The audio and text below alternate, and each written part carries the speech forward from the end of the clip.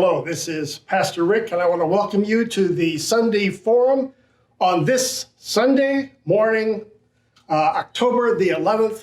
I'm so glad that you could join us. We want to talk this morning about this really important topic of how to promote civil discourse and spiritual discernment. And this topic has come up naturally because of the political season that we're in. And, well, let's face it, we all watched that first presidential debate.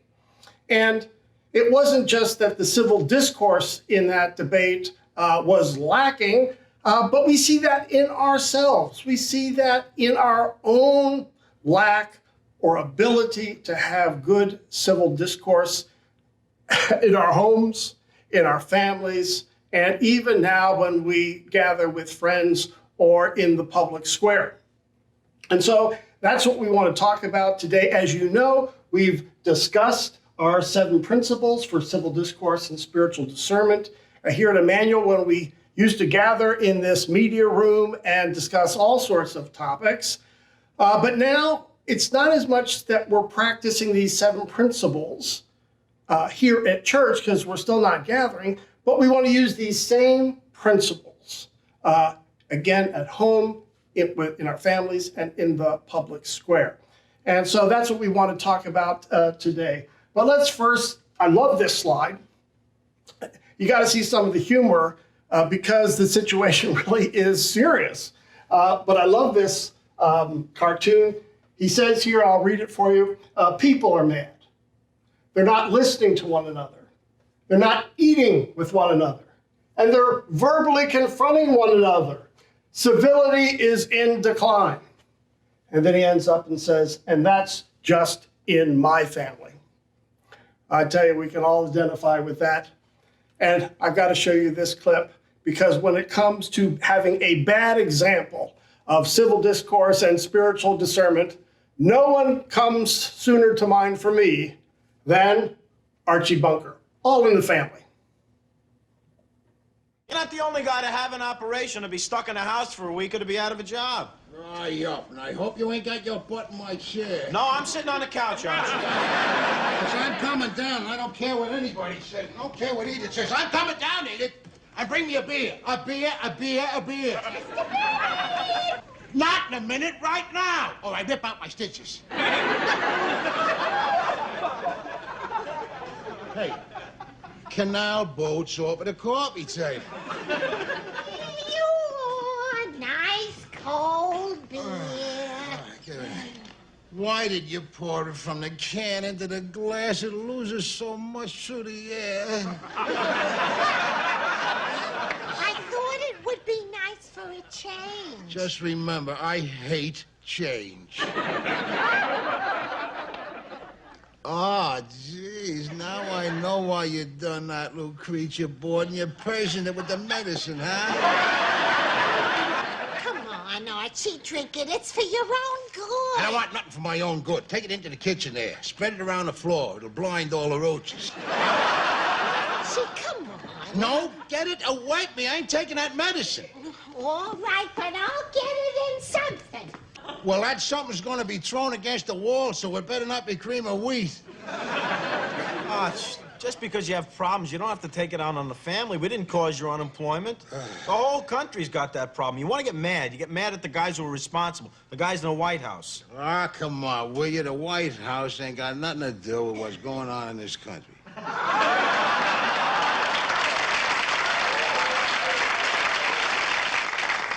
President Ford is supposed to be responsible for the state of the economy, the high cost of living, and unemployment. Will you lay off Ford? He's doing a hell of a good job for a guy that got kicked in the head playing ball. And I'll tell you something else, wise guy. Between Jerry Ford and Jerry Carter, I know which way I'm going. It's too bad you couldn't vote for your real favorite, Jerry Reagan. Yes, buddy. Yes, yes. Tell you something else about this guy, Carter. He takes that big smile out of his face every night and puts it in the glass. He doesn't have false teeth. Oh, Joe Foley told me he read that in the National Enquirer, the only paper where you read the truth nowadays. I'll tell you another thing that was in there. If Carter becomes president there, he's going to sell more wheat than ever to the Ruskies. Why? So the Ruskies will make more bread than ever. Why? So that Carter can sell them the peanut butter to smear on it.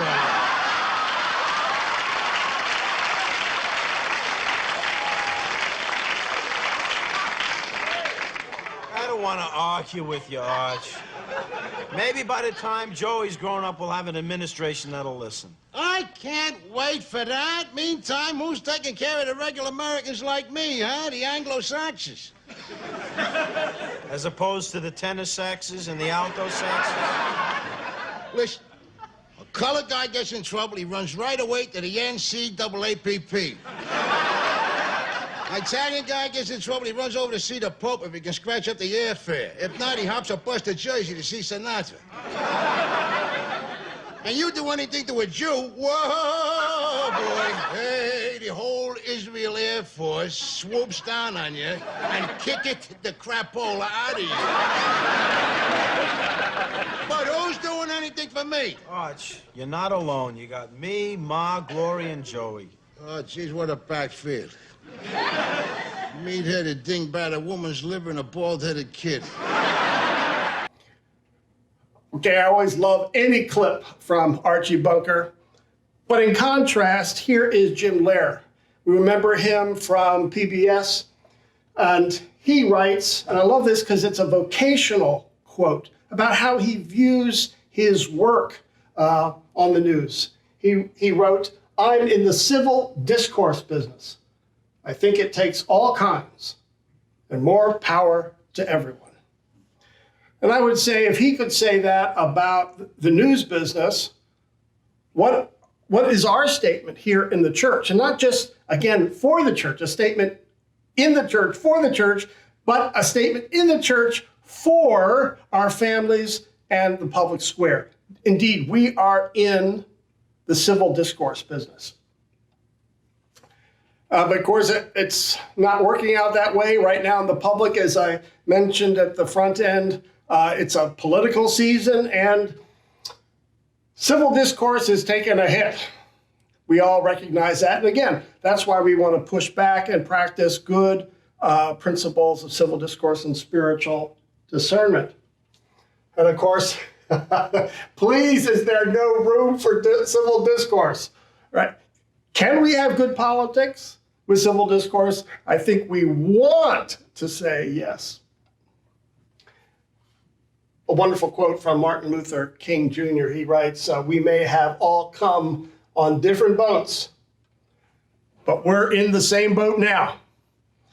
And that's one of the reasons these principles are so important, to learn how we can collectively as a community, as a church, as a family, move forward together. And this is so true. One of the most sincerest forms of respect is actually listening to what another person has to say. And we've all experienced that in our own lives when someone genuinely listens to us. Oh, it's just so wonderful. It's such respect and such honor. We feel loved when we feel listened to. And here's one about religion and politics, which I really love, which is why I wanted to show it, because I was taught a different value, a different principle. But here it says, being taught to avoid talking about politics and religion has led to a lack of understanding of politics and religion. And that's what often I was taught. You know, when you were with the family over Thanksgiving, don't talk about two subjects, politics and religion, because it will lead to conflict, instead of learning how to do it. And so here we have what we should have been taught was how to have a civil conversation about a difficult topic. And again, that's what we want to reflect and model here at Emmanuel, that we can take on any of the tough subjects because we have these principles which guide our conversation. So I want to talk now about those 7 principles for civil discourse. And, you know, in the public square, we just stop there, don't we, with civil discourse. We don't talk about spiritual discernment. But that, for us, is important because we're trying to discern God's path forward in our personal lives, as communities, as a country. And we know you can't do that by yourself. You can't just lock yourself in a room or go up on a mountain and receive the tablets of God. This happens in communities. And so I want to go over these 7 principles. Again, we have to memorize them. We have to hold on to them so that we can use these tools wherever we are. And the first is respect. We've talked about that. We respect each other, and we consider other people's opinions as being important. Now, the problem is talking about respect is like talking about mom and apple pie, right? It's so easy to say, oh, yes, I like these things. I like respect.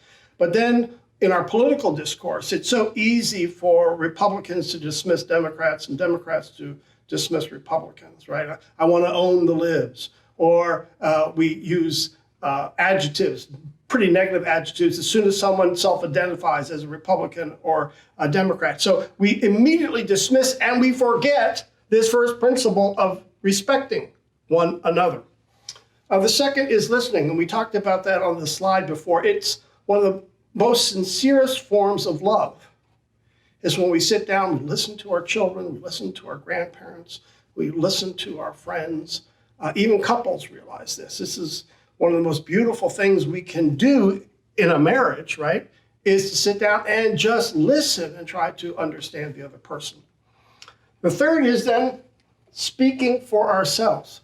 Now, this is a technique that has to be learned. I mean, we have to concentrate on not speaking for all of our group, for all men, or for all the people in a political party, or for all Lutherans, or for everyone in Naples, or wherever you might live, right? We want to make sure we're using I statements. This is how I feel. And one of the reasons is when we get trapped sometimes in conversations, that's easier to get out of if I just own my comments and my opinions myself. So speak for ourselves. We also want to understand other viewpoints. When someone speaks up, especially when we disagree with them, right? We want to say, well, where did that come from? Because often they've had deep personal experiences which have formed and shaped them. In fact, you can almost assume that. And so it's often interesting to do a little mining work, right? You ask questions, you probe, and that doesn't mean you're going to agree with them in the end, but now you know where that opinion's coming from. So you want to understand other viewpoints. We're always grateful. It's not easy to share opinions now, to get out there, right? Because once you get out there, you can be a target for all sorts of critique, even in environments you once thought were safe. How many of you have wagered an opinion which you didn't think was all that controversial, and all of a sudden the email comes back, or the text, or the tweet, or the phone call, and all of a sudden you've offended someone, and you kind of throw your hands up. You say, I didn't know I was walking on a minefield, but you were. So we're grateful when someone will get out there and share the opinions, and that's coupled then with forgiveness. Because when someone's out there, we're grateful, but sometimes we have to forgive even if they don't ask. Because someone has offended us, they don't know that. Just the opinion happens to be contrary to things that we hold near and deep in our hearts. And so I like to hold these two together, gratitude and forgiveness. And finally, the 8th commandment. Now, the 8th commandment is about not bearing false witness. And in particular, in our political season now, what we've learned is how to break that commandment. We throw all sorts of stuff out there, even though we know it's false. It does its dirty work. And then later on, months later, we can take it back and say, oh, I made a mistake, or I misspoke, because it's already done its damage.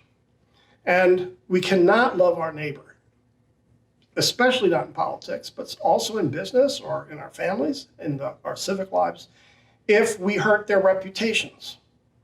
And therefore, the Bible wants to guard the neighbor, guard the love of neighbor, by guarding their reputations. And so even if we disagree, this commandment suggests that we put the best construction even on our disagreement. Well, that person disagrees with me, but I understand their viewpoint, or I understand where they're coming from, although I disagree. In other words, we're always trying to be charitable to another person, even when we're publicly disagreeing with them. So these are our 7 principles for civil discourse and spiritual discernment. We've adapted them from a list from the Episcopal Church. These are our own here at Emmanuel, and we've used them a lot, and we will continue to use them. Memorize them, respect, listening, speaking for ourselves, understanding other viewpoints, gratitude and forgiveness, especially how these two work together, and then the 8th commandment. We want to close by saying this civil discourse is not just a tool we've dreamed up by ourselves, but the Bible encourages us to these act of community discernment, of gathering together, of being humble and being gracious with one another. And Colossians 3 is this wonderful passage that encourages this kind of discourse within the body, and I would say even in the public square. As God's chosen ones, holy and beloved, clothe yourselves with compassion, kindness, humility, meekness, and patience. Bear one another, and if anyone has a complaint against another, forgive each other, just as the Lord has forgiven you. And I'm skipping a couple verses. Above all, clothe yourselves with love, which binds everything together in perfect harmony. And whatever you do in word or deed, do everything in the name of the Lord Jesus, giving thanks to God through the Father, through him.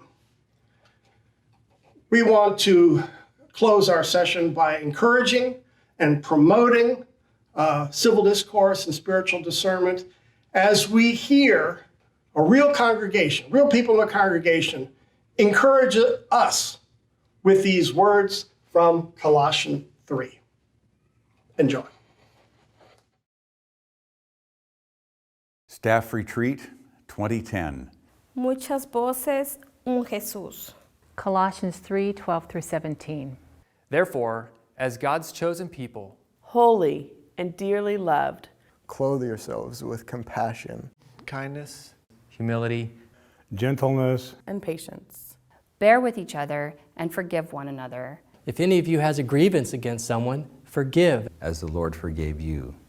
And over all these virtues put on love, which binds them all together in perfect unity. Let the peace of Christ rule in your hearts. Since as members of one body, you were called to peace.